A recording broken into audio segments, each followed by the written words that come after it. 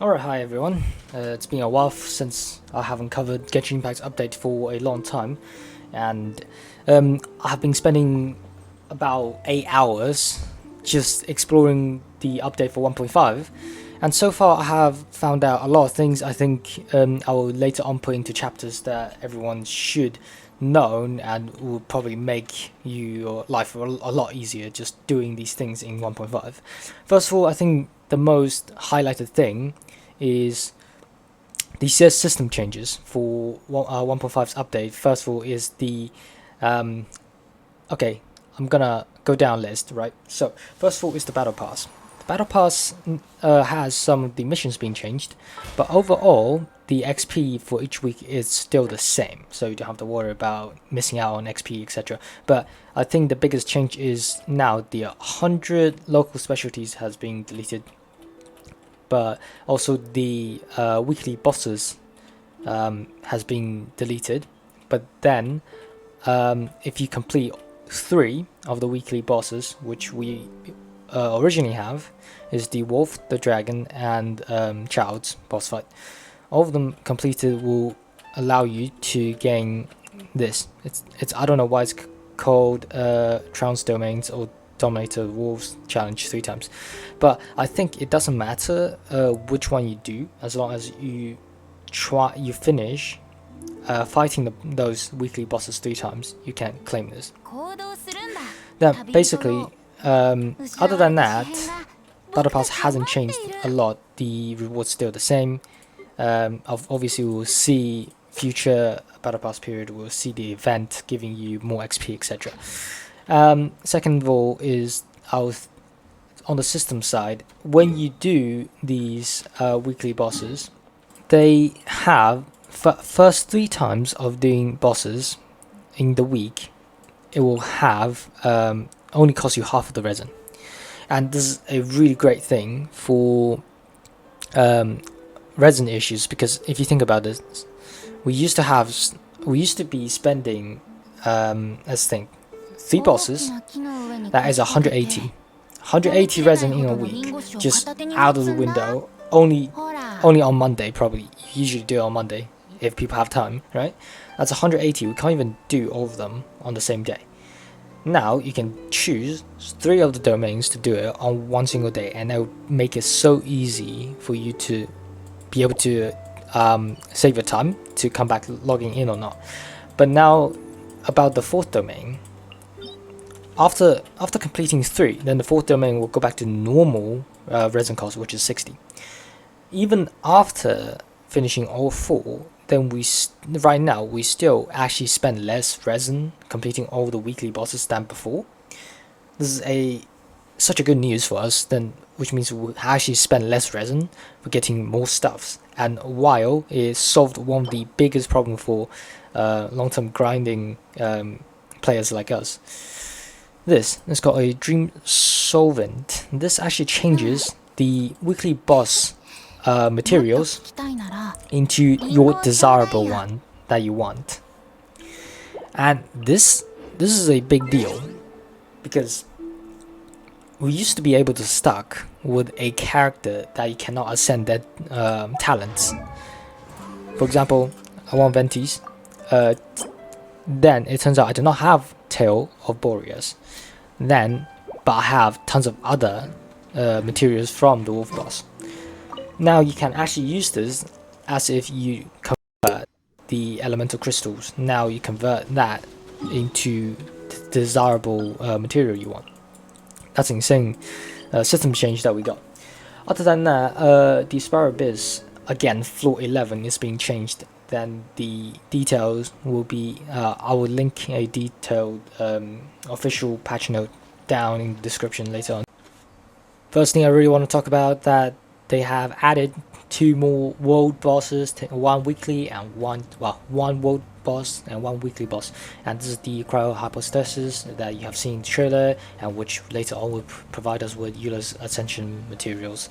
And the new weekly bosses you need to complete Zhongli's Chapter 2 story, and since it's quite a spoiler, I'll leave you to it. But other than that, you want to complete it, then it unlocks this 4th weekly boss domain to you, and as I've explained earlier, your first 3 times of doing weekly bosses, the resin's being halved, which means this is the 4th one that you still have to pay 60 resin to collect the reward. But other than that, overall for weekly bosses it still costs us less resin than back in 1.4 to do all the weekly bosses, which is a win for me.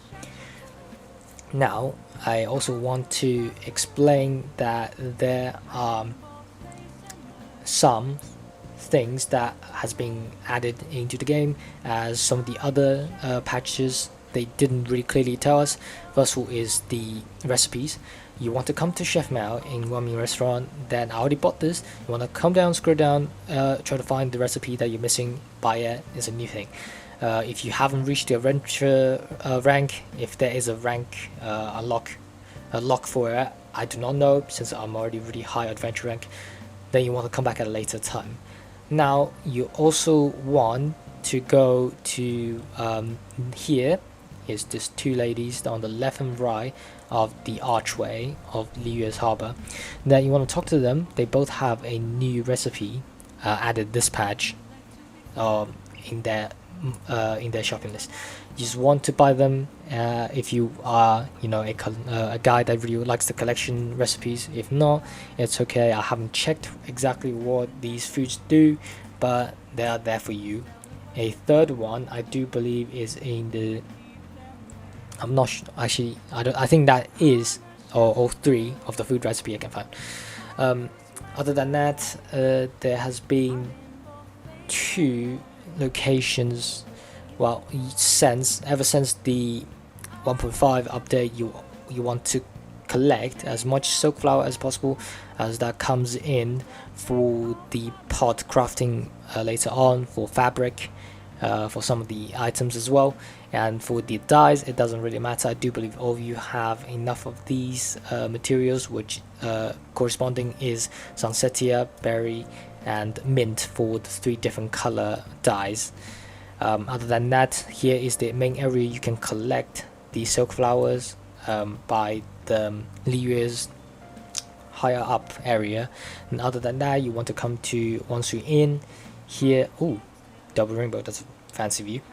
Other than that, you want to first of all jump down here to this lady, the owner of the inn. You don't want to talk to her, even though he says I want to buy something to eat. But down here is silk flower. It's limited to 5. I think every single 3 days. It refreshes with the server time every single 3 days. Then other than that, you want to jump down, and there are more silk flowers down here. You can collect all the red bushes around this area. I think it's about 7 of them, total 14 silk flowers you can collect every single 3 days as well, since they comes in quite important for the furnishing building later on. I will explain. You want to collect them as frequent as possible. Nonetheless, even if that's the case, not the case, you still probably have characters that need these to ascend, so you want to pay attention to that. Other than that, I still found another character that still sells silk flower. It's here, Miss Bai. He sells 5, I think each 3 days as well. You can buy 5 from her.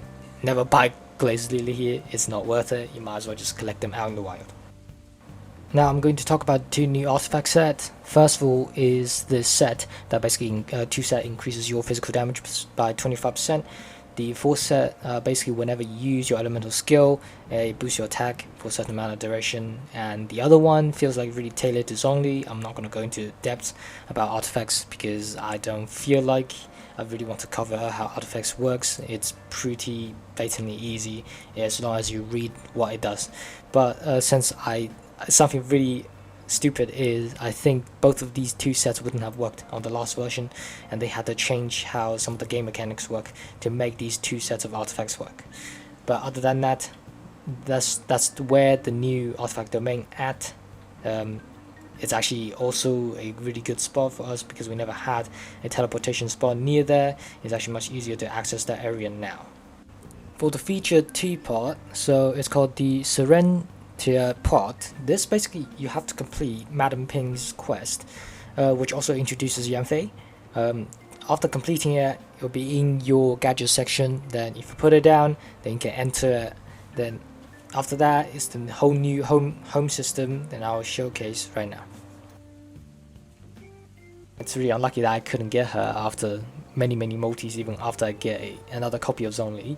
But I will wish you the best of luck no matter what characters you're getting. I hope you're not as unlucky as me. Then, other than that, we are able to get these furnitures.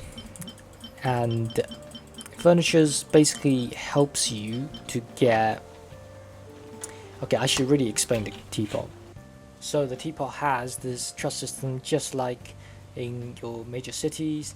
It has a trust level and also a realm currency, and this realm currency, it generates from a rating from the amount of furnishings that you have in your house and in the outdoor areas. Depending on the rating you have, the realm currency generates at a different rate. Of course, a higher rating gives you a higher and caps out at 30 per hour. But even with just enough effort on the first day, you can see I already got to level 3, which has already over half of the maximum production rate, which means that you're actually getting a lot of benefits out, which means the later levels doesn't give you as big as a benefit, but still a improvement. So basically you want to level up your ratings for your realm currencies as fast as possible. And do be aware of that there is a maximum amount of realm currency that you can have at a certain time, so do remember to come back and collect it from the teapot spirit at the trust level menu. Other than that, here is what you can use the realm currency on. You can see there is a transcendent resin, hero's wits, your enhancement ore, mora, and these essence. Essence bottles basically give you artifact XP, which is something that we long wanted in the game and will help reducing the amount of resin that we spend on artifact grinding. And this is a really good thing, but it only unlocks at a later level of a trust. So basically, forget it. Right now you should be only investing your realm currency into making more furnishings to able to level up your trust levels.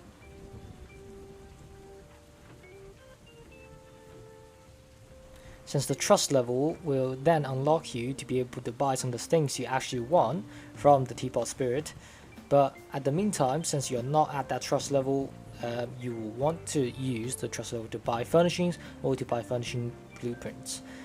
The reason why you want to buy blueprints instead of having furnishings is blueprints actually, when you craft from the blueprints, you actually gain the trust level XP.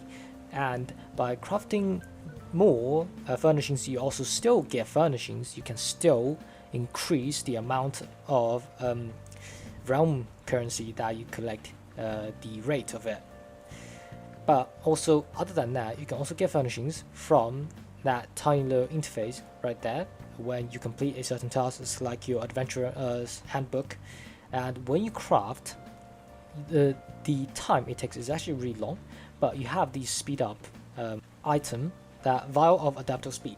This allows you to instantly finish your crafting furnishing, and this is usually gained by leveling up the trust level on the earlier levels, which the teapot spirit will give you, or you can buy it from him with 10 realm currency, which is not a lot each day limited to 5, which means every single day you want to come back and finish at least 5 furnishings and put 2 more on waiting, or more if you have more slots.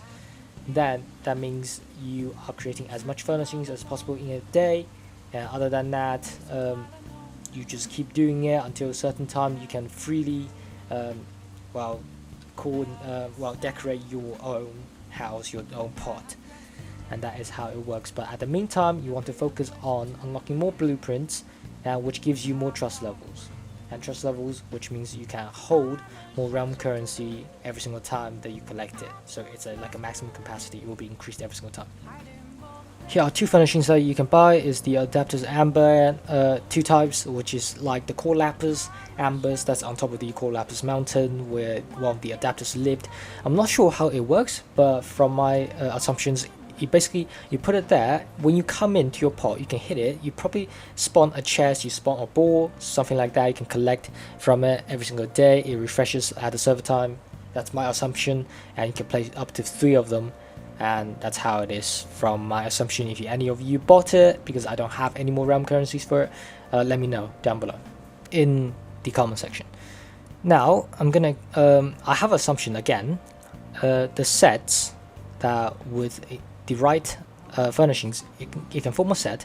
You can place it outside like that. That's one of the sets I collected. I haven't confirmed it has a increase on the rating of your housings, your pot, because I have not separately put them down and checked the actual ratings that increased. But for my assumption is a set actually increases your ratings more than just putting it on the base set, and also it's easier to manage in terms of spacings.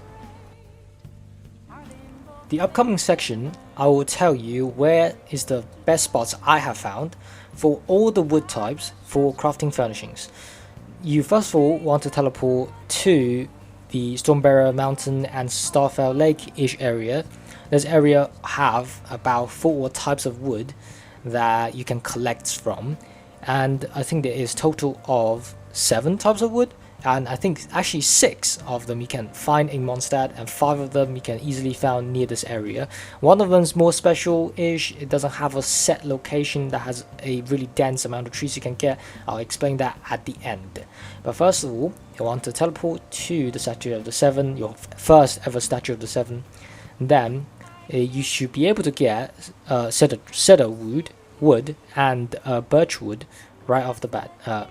Then you see these yellow greenish color wood. Hold on, let me finish this first. Now I'm still in the same area.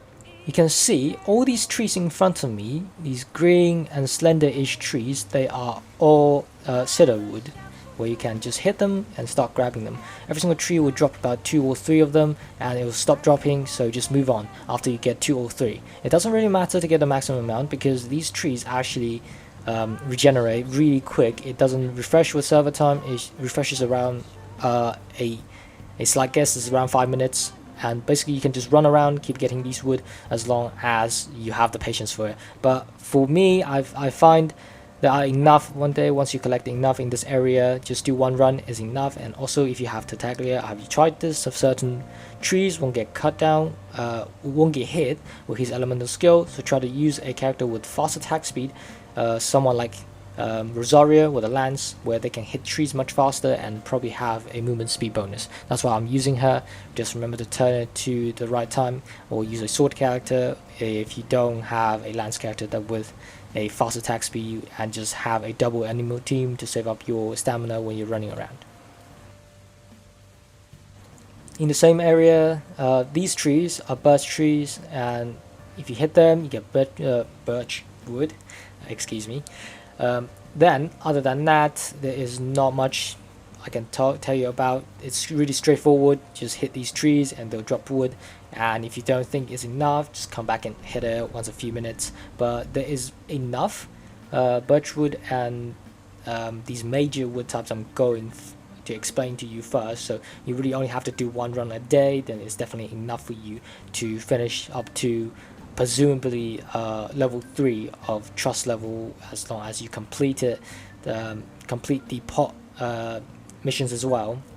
When you enter the pot world, the little pot icon on the top right corner.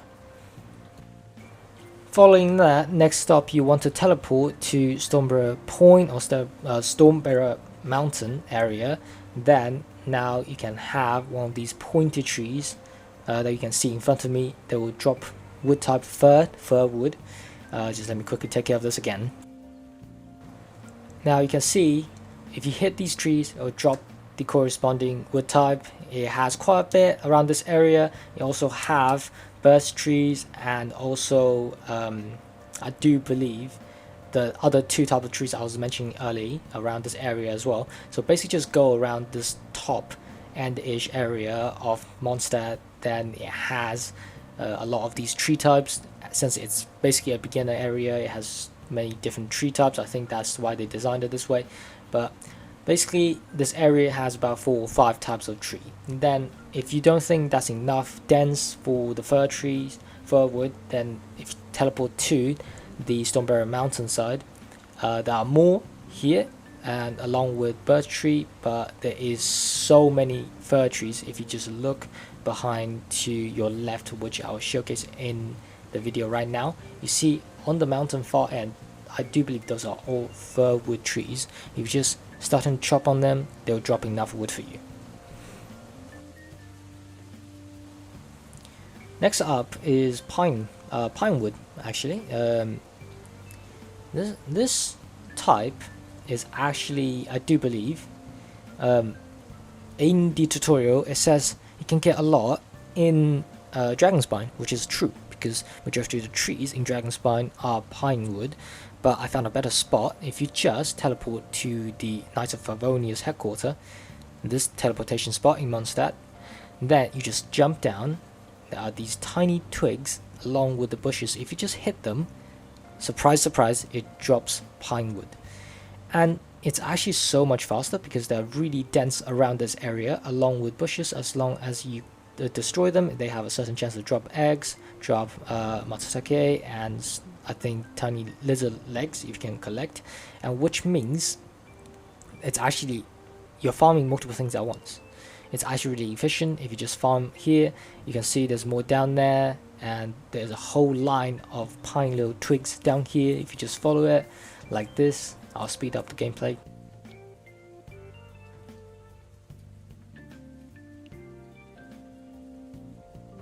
Now up to the next type, which is the bamboo segments. That is what it's called. The bamboo segments, for those you know, by the side of the Chincha village, this teleportation spot earlier I just teleported to. Along the side of the path, it's a lot of bamboos. As long as you follow this path down to the teleportation spot, all the way down the other side, you can hit these bamboos as much as you want. Again, 2 or 3 pieces each time. Then as long as you just keep following down the side, I don't think there is enough bamboo for you to use to finish, because there's so many bamboos. As long as you do like 1 run a day, then that's definitely enough for you. All the way down to that teleportation waypoint, there's so many bamboos there.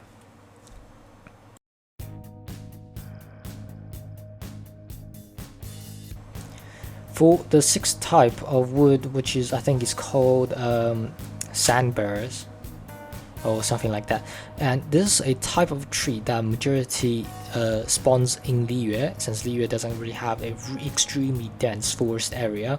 Where I found most effective for me is by this teleportation waypoint. These really tall yellow trees, if you just start hitting on them, you see Sandberrer wood 3 times. Then these trees again, this is the only really effective spot. I found a lot of them. That's why I so far haven't got that much of it. But again, these trees do respawn. You can, well, the wood, you can come back and hit it every single few minutes, then you can get more. So I'm not really worried about it. As long as you need more, just come back to this spot and hit it a few times, grab enough, go craft your furnishings. That's how I did mine, at least. Or otherwise, you can also keep a keen eye on it, because during your travels in Liyue, I do believe they are legit everywhere. They're literally everywhere. Then you can just start hitting them. Then, well, to be honest, you might as well starting to get into the habit of hitting any trees that you see and try to get a few pieces of wood, so you can minimize your time doing these farming runs. Well, but this is the first day of 1.5 that everyone still have nothing. That's why if you are in a hurry, you want a lot of them, this is the area for you. Now here is the last special tree I was talking about. You can still get it in the same area where we found the other 4 types of trees earlier I spoke about, but this type of wood only spawns on fruit trees, and by the starting area of the game, Starfell Lake-ish area, it spawns a lot since it's technically a beginner area. Here I'll showcase you.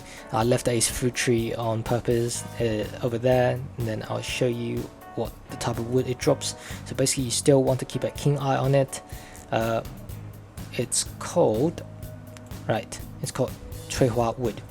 Basically this type of wood only drops on fruit trees, like I said earlier, and another 2 up here. I already collected the Serenitea, which I'll just do another example from. I will quickly post an image of areas containing apple trees and Sunsetia trees, which you can go hit in this area I just marked right now on the screen. But other than that, if you also want to keep a keen eye on it while you're traveling, just hit any trees that has fruit on it, you'll get plenty. We're nearly at the end of the video, and I really didn't want to drag this video for this long, but I just feel like I spent so much time on the first day. I feel like these information should be spread out there and will make people feel much easier to play these games. And before everything, there are 2 NPCs you can talk to get certain blueprints, to get extra furnishings that you can get on the first day, as long as you have spare mora. And this is the first guy. He's in Chinta village. You want to talk to him and buy them off him, Master Lu. After that, you will be able to craft these things in your teapot with the teapot spirit. Then you can, like I said earlier, get your things leveled up. You can start earning your realm currency much faster. Another guy is in Mondstadt. You want to jump down from the same teleportation waypoint, fly down towards this windmill, and there's a guy down there. You want to talk to him, and again you see the same symbol. He will sell you more blueprint and more furnishings, and that's how it works. And that's it for me. I really wish any one of you that's wishing for a certain character better luck than me, because personally I spent too much wishings and I still didn't get Yanfei. And even though I also didn't want a copy of Zonli, that's what happened. I've been streaming on Twitch. If you are interested and like the content, leave a like and probably show up on my streams. I do stream Genshin quite often. I guess I'll look forward to seeing you guys showing up on my stream. Any questions, you can show up, text it, and I'll try to answer it with the best of my abilities. Other than that, take care, have fun, good luck.